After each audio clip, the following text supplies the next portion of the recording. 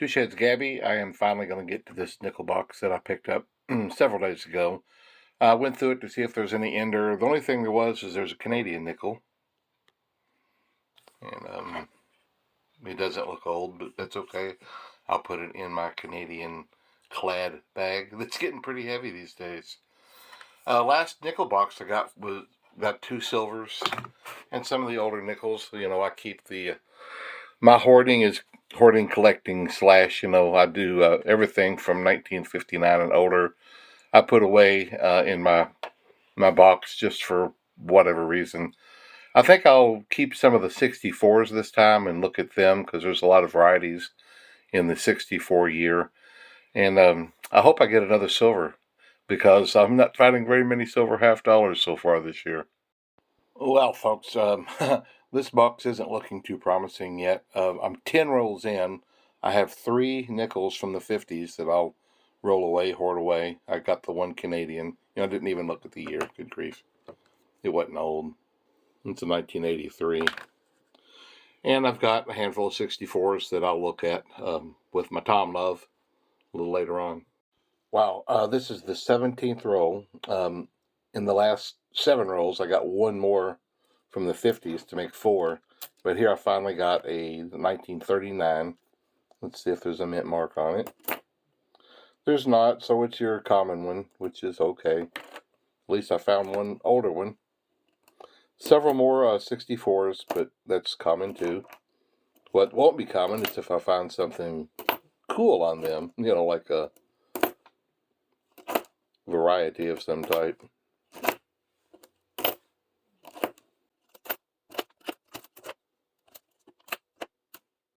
This is the 19th roll, and I found a 1948. If I'm lucky enough for it to be an S, it's a semi-key date. Let's see what we got. No mark. Bummer. But we got one in the 40s now. 30s, 40s, and 50s.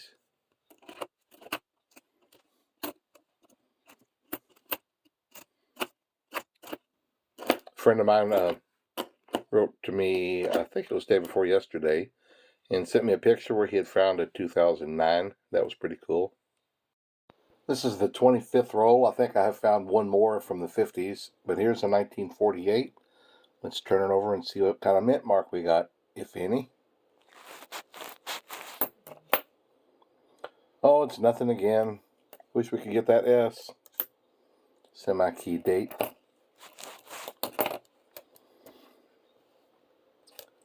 Earlier this week, I went through a bag of 5,000 pennies that I picked up at a bank.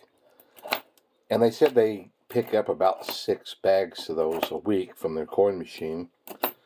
So I think I'm going to go over there and see about buying a bag of nickels. Maybe I'll do better with the bags than I do the box, because I haven't been doing real good in the boxes. I did get 2 silvers last time, so no complaints there.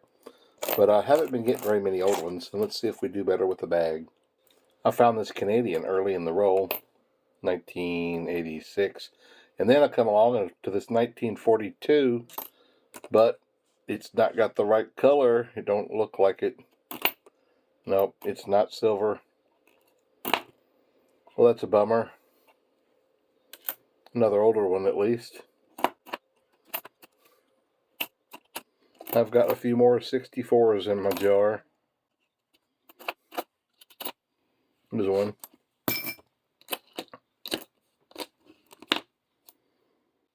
I'm all the way up to the 37th row, and I do find another old one.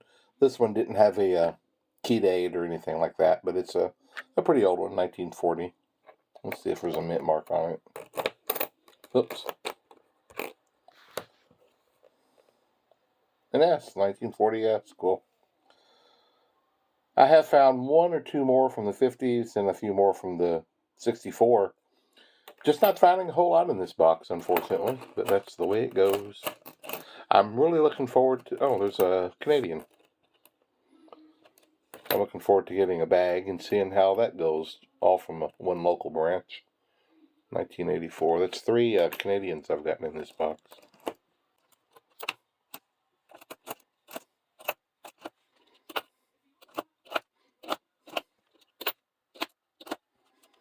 I believe all of those 2005, yeah. the Canadian. I mean the Buffalo.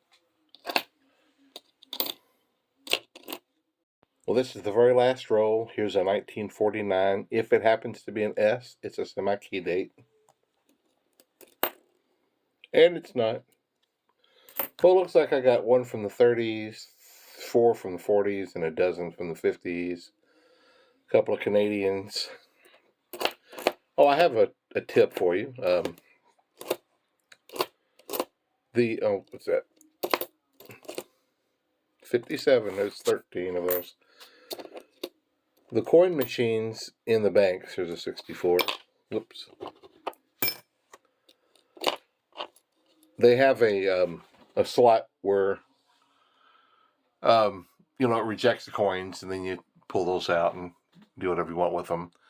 But inside the door, there's also a junk tray. And I happened to be at one of the branches the other day, and they was pulling some bags out of, or switching out bags or something like that.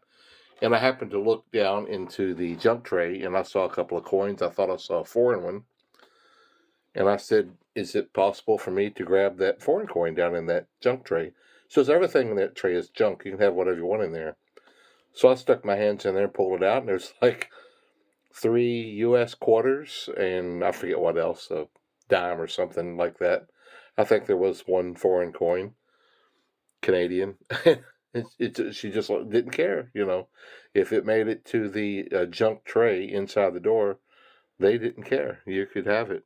I was at another branch one time when it was after she had cleaned up the machine. Ever so often she just opens it up and cleans up inside and wipes things down. And I I was there a little while after she did that, and I looked in the little trash can next to the coin machine, and there's foreign coins in the trash can. And I said, "Can I reach in and get those?" She goes, "I don't care." And I said, "I should be interested in the other foreign coins you get out of there." So she saved a few. A few times later, I went in there, and she had saved a few. So, and that's not the only bank. There was another bank when I lived in Indiana that I was in there asking for $50 and whatnot. And she goes, "Do you want some foreign coins?" I'm like, "Well, sure I do." And she said that they've got a machine in the back that the customers don't use. They use them themselves. And she got some foreign coins out of it and just gave them to me. So these machines pick up coins, and most of the people don't want them. So if you ask, maybe you can get your name on them. Anyway, that was kind of cool. I'm going to open up turn on my Tom Love coin thing and look at these 64s and see if I've got anything that looks interesting.